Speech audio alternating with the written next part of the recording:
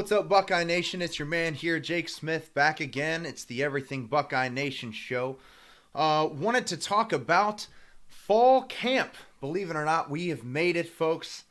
Tonight is Thursday, August 1st. There's an NFL preseason football game on tonight, and the Buckeyes report for camp tomorrow morning. Training camp is here, and we at the Buckeye Nation show are ready. I'm excited. It's football season. I hope you're excited too. So what I want to do tonight is just to kind of go through the roster a little bit, do a little fall camp. I guess it's not really fall camp because it's the second day of August tomorrow, but it's training camp, and it's Ryan Day's first full year as an Ohio State head coach. Of course, he had the 3 games of experience to start last year, but I don't really count that a whole lot. Really, everything Urban had was still in place, and he was coaching in those practices and those weeks. So it's his show now. It's a new day, if you will, for the Buckeyes. And Ryan Day has put himself in a great spot right now. They're doing fantastic recruiting. Running backs, a little something to be worried about, I guess, at this point, but that's okay. Still sitting at 3rd in the nation right now and going to finish with a top 5 class. But now he's got to prove it on the field. It's time for football. It's time to play the games that we've been talking about all off season. All right. So to kick things off, Ryan Day, I think he's in a very good spot right now. Okay. Especially at the quarterback position. We've got Justin Fields coming in. He hasn't been named the starter yet, but come on, Coach Day. I understand the coach speak, a little bit of Jim Tressel in there. Justin Fields is a 5-star recruit. He was the number 1 overall recruit by ESPN. Not that their rankings are necessarily the best, but he and Trevor Lawrence were 1-2, really 1A and 1B coming out of high school. Trevor Lawrence obviously tore it up at Clemson last year, won a national championship as a true freshman. Well, Justin Fields, he's got all the talent in the world as well, and what better way to kick it off Ryan Day's tenure than to have this elite quarterback prospect come to the Buckeyes, okay? In case you didn't know, Justin Fields would have been he is the highest ranked recruit to ever play for Ohio State. Now, he didn't pick Ohio State coming out, so Terrell Pryor still holds that distinction of the number 1 recruit to ever pick Ohio State. But when Justin Fields puts on those shoulder pads 30 days from today and runs out onto Ohio Stadium's nice turf field, he'll be the highest ranked recruit to ever suit up for the Buckeyes. And that's a big deal and a big get for Ryan Day. So he hasn't been named the starter yet. Give it a couple weeks, 1 week, 2 weeks. I mean, you got Gunnar Hoke behind him, who's a serviceable backup, transferred in from Kentucky. He's a Dublin, Ohio native, so he's back home, and he'll be able to push Justin Fields a little bit, but let's not get carried away here, okay? It is the Justin Fields show and then everybody else. Moving on to tailbacks, my guy, J.K. Dobbins, okay? He is going to have a great year. It's his first year without splitting carries. As a true freshman, he tore it up. I think he had 1,800 yards, something ridiculous, as a true freshman. Now that I think about it, it was 181 yards in the first game against Indiana. That's what I was thinking, but regardless, back-to-back seasons, over 1,000 yards rushing for J.K. Dobbins, and he's splitting carries with Mike Weber the whole time. There's nobody holding him back. I don't know if I want to say holding him back, but he's not splitting time with anybody now, okay? He's the feature back. J.K. Dobbins is the man, and he's going to get 75% of the carries in this offense that I really do think at the beginning of the season, it's going to be a lot of J.K. Dobbins. We're going to ride him a lot so Justin Fields can kind of get comfortable in that position as the quarterback. So J.K. Dobbins is going to be your starter at tailback, and look out and enjoy him because he's gone after this year. There's no doubt about it. He's going pro. But who's going to back him up? There are a couple guys. I think the one most likely is Master Teague III, part of the All-American name team for sure. Master Teague III is a huge tailback. You see him, he's just frightening how big he looks. He also ran in the 4.3s apparently earlier this spring, and that is got to be frightening thought for defensive coordinators around the Big Ten. Master Teague III probably going to get the majority of the backup carries, and you've got Marcus Crowley back there. You've got Steel Chambers. A couple of freshmen that might be able to see some action, but look for Master Teague to take that role and run with it. Let's move ahead. There are some wide receivers. You might think, well, what's Ohio State going to do? They just lost Paris Campbell, Terry McLaurin, Johnny Dixon, all to the NFL. The Buckeyes just reload, okay? KJ Hill's still here. Austin Mack, Ben Victor still here. How about Chris Olave, who had 2 touchdowns and a blocked punt against that team up north last year? Also scored a touchdown against Northwestern in the Big Ten title game. Chris Olave is coming in. He's a true sophomore. He's going to make big plays. And then, there are some other guys on the roster, like Jalen Harris might get in the fray there. Jalen Gill at H-back, he touched the ball about 20 times in the spring game. Jalen Gill, look for him to make an impact. Kind of that Paris Campbell role, that H-back speedster. But I'm really looking forward to true freshman wide receiver Garrett Wilson, okay? He's going to be wearing number 5, and he was the number 1 recruit in the country for a reason. You probably saw it in the spring game. Jumping over dudes, just mossing dudes, making catches, big-time catches. Garrett Wilson, he's one of those guys that's too talented to leave off the field. So excited for those guys.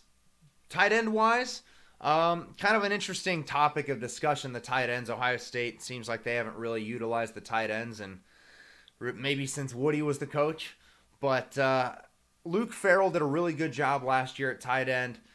He's probably the ideal incumbent starter. But then behind him, you got Rashad Berry, who's a freak athlete, and you saw that last year as well. And then Jeremy Ruckert. I'm really excited to see what they do with Jeremy Ruckert. He was a 5-star tight end prospect, number 1 tight end in the country. Really built well to be a receiving tight end. And in Ryan Day's offense, they want to use a little bit more of the 2 tight end set. So I'm looking forward to seeing what they do with Jeremy Ruckert. I think this could be a breakout year for him. Moving on to the offensive line, we're trying to replace 4 starters on the offensive line, folks. That's very difficult to do.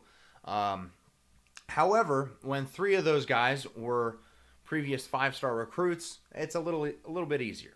Left tackle, you've got Thayer Munford.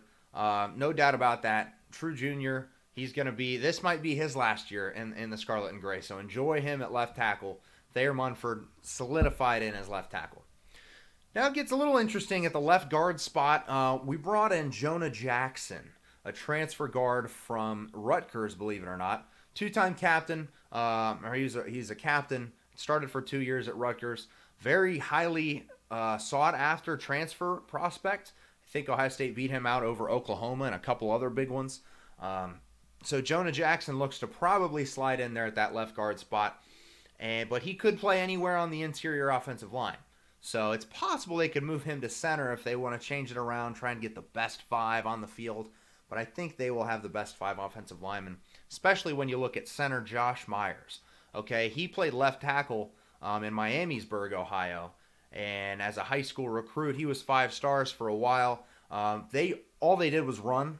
So he's just a dominant run blocker, okay? Didn't have a whole lot of action pass blocking in high school, and he kind of fell in the rankings just a touch to a 4-star prospect after that. But being that as it may, perfect, ideal spot for him to play center. And they said in the Rose Bowl last year, while Michael Jordan was still playing center for the Buckeyes, that if Jordan stayed, they move him back to his left guard spot and start Josh Myers at center because he looked that good. So Josh Myers probably going to be your center. At right guard, probably going to come down to Wyatt Davis or Brandon Bowen. Wyatt Davis, 5-star recruit. He picked Ohio State over Alabama. He's out of California. He started the last little bit of last year because Demetrius Knox went down with an injury. And Wyatt Davis, an absolute stud and just a mauler. I'm hoping that he gets the start. He and Brandon Bowen. Bowen's huge. Bowen's like 6'7", 6'8", and he can play tackle or guard. So I think Brandon Bowen's going to play a little bit of he could play right tackle, but he's kind of the fill-in guy. I think he's the 6th man. For the right tackle, he'll probably back up Nicholas Petit-Ferrer, who was a 5-star tackle in his own right, number 1 tackle out of Florida, I believe. And he's really made a big jump this spring. I think Nick Petit-Ferrer is going to be your starting right tackle. Let's move on to the defensive side of the ball. Defensive line, we lost Nick Bosa, but He didn't play for the last 9 or so games of the year last year, okay? So I'm not too worried about the defensive line right now. Chase Young's going to be a freak, probably a top 3 pick, maybe the number 1 overall pick next year. And then at defensive end on the other side, you've got either Jonathan Cooper, who was a 5-star defensive end from Gahanna, or you can go with Tyreek Smith, who was a great pass rusher out of Cleveland Heights. He's only been playing football since the senior year of high school, and he's a true sophomore this year. Really came on strong last year towards the end of the season. Tyreek Smith, number 11, if I recall correctly. You're going to see him a lot. At the defensive tackle spot, we got a couple of fifth-year guys, B.B. Landers and Devon Hamilton. These guys are exactly what you want in the middle. Tough, run stuffers. B.B. Landers has the quickest first step maybe in all of the Big Ten for a defensive tackle. He's in there quick, man, I tell you. Love the kid, so I'm really excited to see how those two line up. Behind him, you've got Teron Vincent, Tommy Togiai, Antoine Jackson, Haskell Garrett. The list goes on and on. We've really done a good job recruiting defensive tackles the last few years. So the defensive line is very deep, and with Larry Johnson coaching them, I'm very excited. On to the linebackers. This is the interesting one. I'm a little curious about who's going to start at linebacker, because Malik Harrison is pretty obviously set in as one of the outside linebacker spots. He was fantastic last year, especially came on really strong at the end of the year. His last year in the Scarlet and Gray, so enjoy number 39 while you got him. And then it comes down to the middle linebacker spot, because Tuff Borland is returning. Okay, he was a captain last year as a sophomore, and I'm not sure he was fully recovered from that Achilles injury because he looked awfully slow last year. Now, if you're asking him to stop the run, there might not be a better linebacker in the Big Ten, especially name-wise. Tuff Borland, gotta love it. However, he really struggled last year, and I don't know if it was scheme. I don't know if it was he wasn't fully healthy, or I don't know if he just is too slow to cover the backs out of the backfield. I mean, he got torn up the whole year last year. So you've got a guy like Taraja Mitchell behind him. Number 7, middle linebacker, highly touted recruit. I really thought he was going to Florida State. I remember where I was when he announced. I was at a concert in Philadelphia, and it's just extremely exciting to have this young kid coming up. He played a lot on special teams last year as a true freshman. Just an absolute wrecking ball, all right? So look for Taraja Mitchell to make a big push behind Tuff Borland, maybe become the starter. The other outside linebacker spot, it's going to be different because with the new defensive coaching staff coming in, Greg Madison, Jeff Hafley, Al Washington, they have a new scheme where they're going to play this sort of hybrid safety outside linebacker role that Brendan White is likely to fill, the bullet position.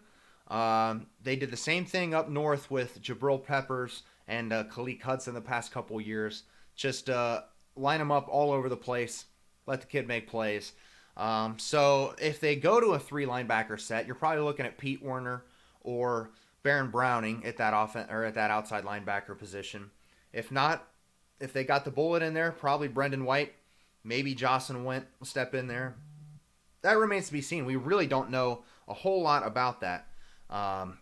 So we'll see how that goes.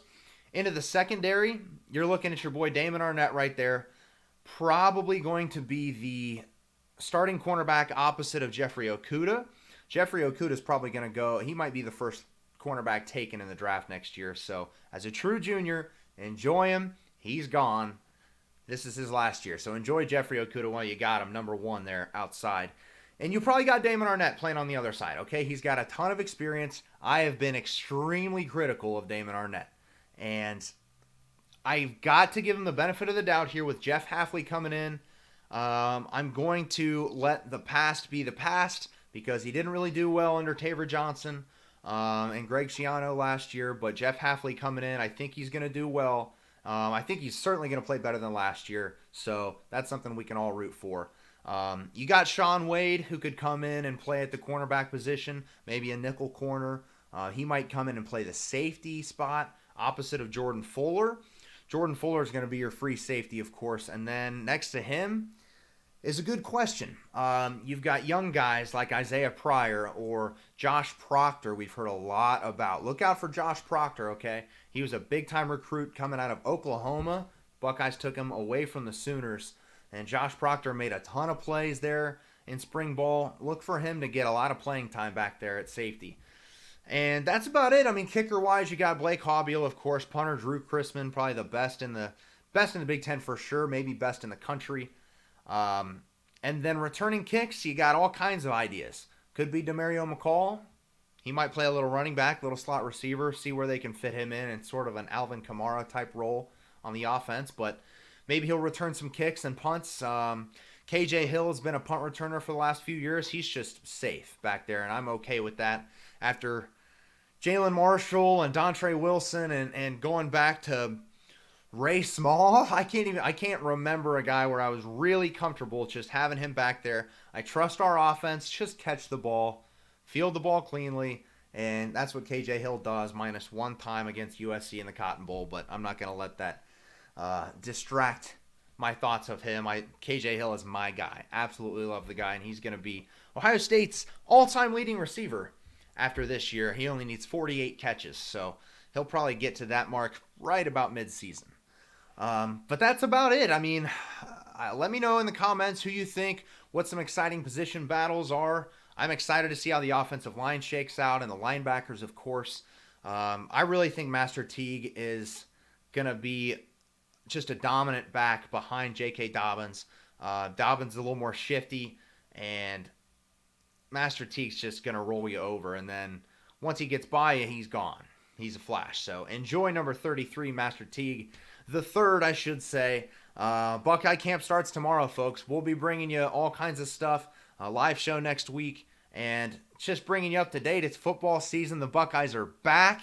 Enjoy it because it's going to be gone before you know it. So soak it all in. Enjoy the game on tonight. Broncos, Falcons. I don't care if it's preseason. I don't care if the fourth strings are playing.